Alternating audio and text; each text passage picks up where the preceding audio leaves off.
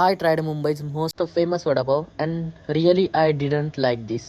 मला या बेसन पावाला अजिबात हाईप द्यायची नाहीये. ऑन माय प्रकट दिन मी मुंबईच्या स्लो लोकल पकडून आलो दादर स्टेशनवरती.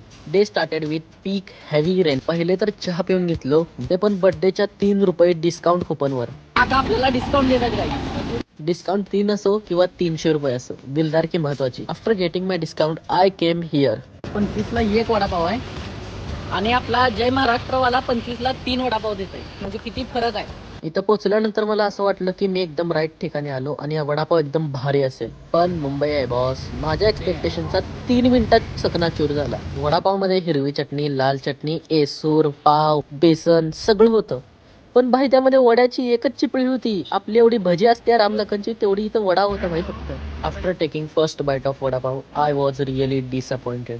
पुढच्या व्हिडिओमध्ये आपला जय महाराष्ट्र सोलापूर वडापाव या वडापावला कसा बीट करतो ते प्रॉपर रिझन सोबत सांगणार आहे. भेटूया पुढच्या व्हिडिओमध्ये. तात्पुरतं गुड बाय. फॉलो करून ठेवा.